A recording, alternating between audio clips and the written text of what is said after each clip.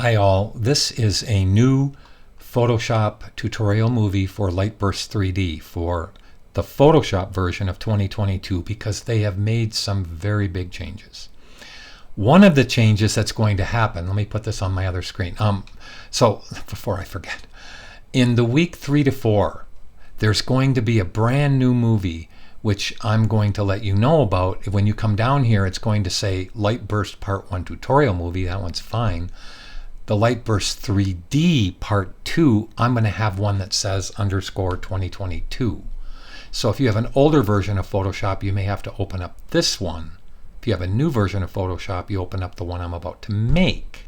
Okay, so I'll put it in the module hopefully before some of you have started this assignment. But on this screen here, I have my Lightburst regular, the first one that was done. Now I'm going to open it up. And I'm going to tell you that for this, I want you to put your transform controls on. Okay, so be in the move tool and turn this on. Now we're not ready to begin the file. I have to show you a couple of things. In the Photoshop version 2022, look up here. Photoshop Preferences Technology Previews. I had to open this up once, not touch the file at all. Go up to this technology preview and turn on Deactivate Native Canvas. For this file, it works under Deactivate Native Canvas. You may even have to close it and open it twice to get everything to work. So let's pretend I turn this on for the first time. I would have to say OK, quit this file, quit Photoshop, which I just did. Okay, now open that back up again. Now Deactivate Native Canvas should be the default, or should be whatever.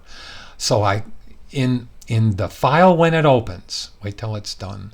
I'm going to just make this get bigger, and I don't want to take up the whole screen, so I'm just going to go like this. Okay, so transform controls are on. Now that turns off, which is just the white text on black lettering.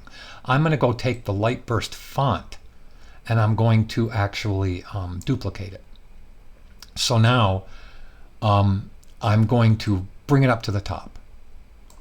So whatever font you used, use the same font. Okay? Now, not saying this is going to work. Sometimes it doesn't, sometimes it does.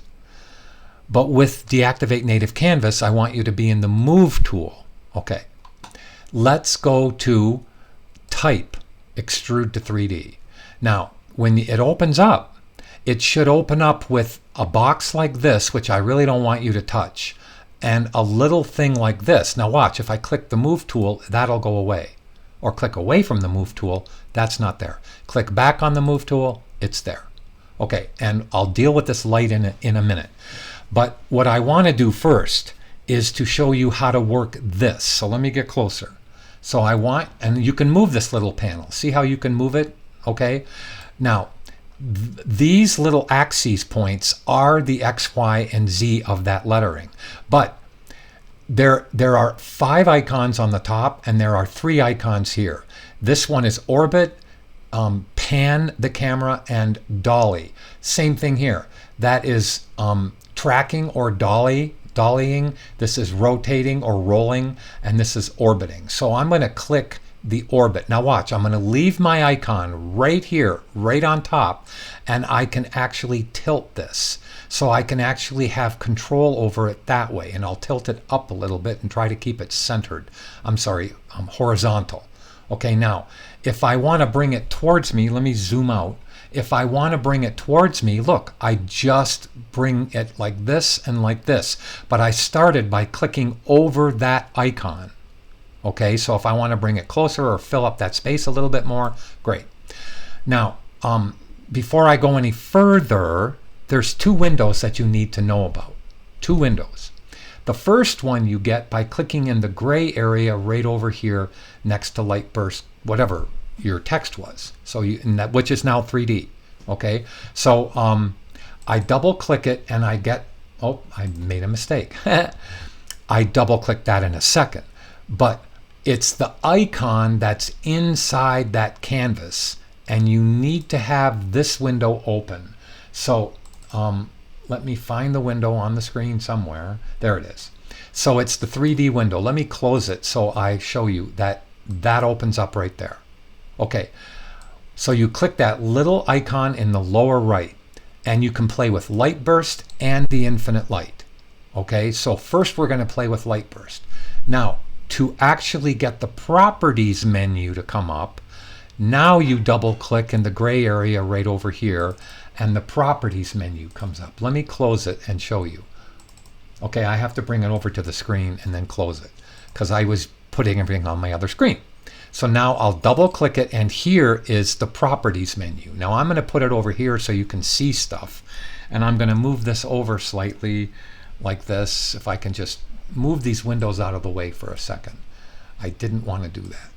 I did not want to dock that there. So let me go like this and just skinny this one down and put it down here. Okay, I know where it is, right? All right. I don't have much room on this screen. So you see the lettering color right here? We're not going to play with a lot in this window, but there is a cast shadow that I want to take cast shadows off. So I do not want cast shadows. Second thing, I'm going to choose a color that you can see the front face on. So now you can see that it's got a good front face color. Okay, you can make it any color you want. I don't care. I'm going to click this, which is the bevel and emboss, and I'm going to go to more of a pillow emboss, this one right there. And now I want to brighten up the front. Now that could be with the lights.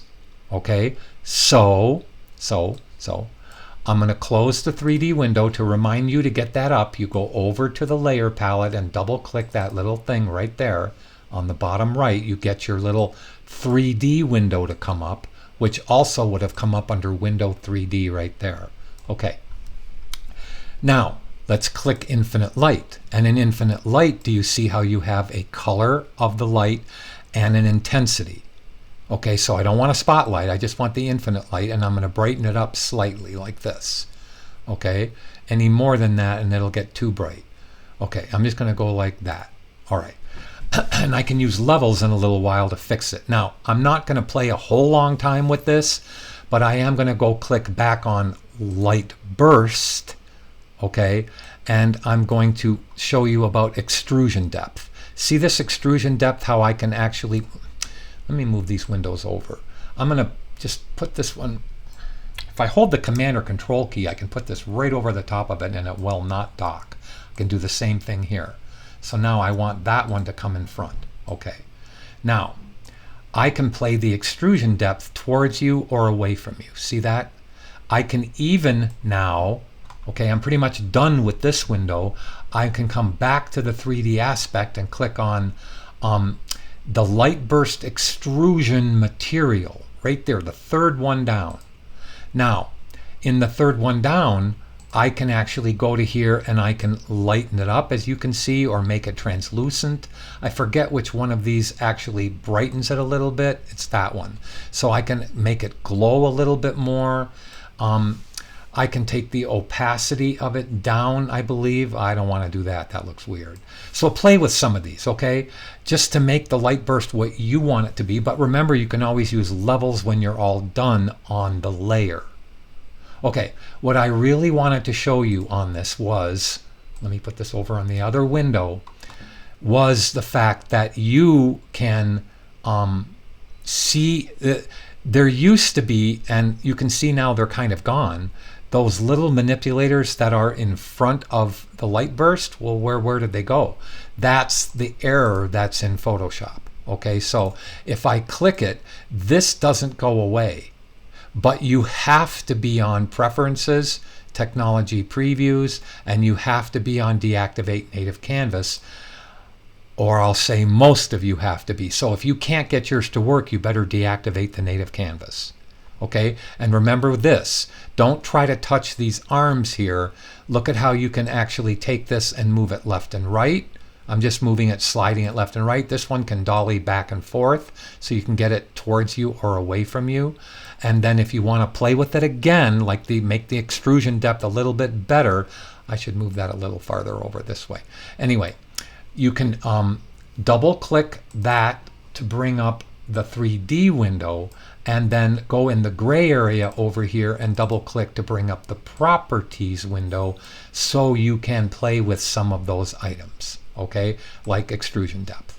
Okay, so that's kind of fun. Play with it until you can get it right. Don't try to make it look just like mine. Make it your own, and we'll just take it from there. Okay, so I hope it works for you. If it doesn't, don't panic. And remember, because of the Substance applications that Adobe has added, they're going to take away the 3D aspect here. I just wanted you to try to have some fun with it. When you're all finished with this and you want to do something more with that, duplicate that layer right there. Okay, so now I don't have any clue why it duplicated, but it moved. I'm going to throw that one away. I just think that was an error. So if I click this one on and off and duplicate it, it should be in exactly the same place. Okay, that's weird. That's just plain old weird. And that's why I think they're getting rid of it. But let me, okay, I'm rotating. Now the axis for rotation is all messed up. All right, let me see if I can grab this and just move it over. Nope, I can't. So I would have to play with some of these. Okay, I can get that kind of to fit in. Let me put it underneath. Actually, that fits in quite nicely. So see, it's not even the right size. So I'll put it there. I'll put it right there. I'll turn off the one below. Oh, I made a mountain out of a molehill there. I am so sorry. I did not ask it to paste up there. Okay, but what you have to do to get this to work any more than what you are is to right-hand click and rasterize the layer. So rasterize the 3D, meaning you no longer can play 3D with it. Now I've rasterized it, it's just a normal layer, and if I want to, I can hit Command or Control L, and I can actually brighten up this, take the contrast and move it like that.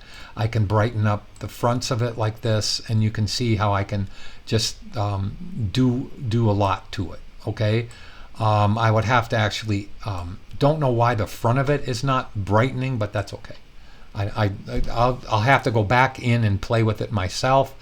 But that was a nice little window into the 2022 version of Photoshop 3D. Thanks.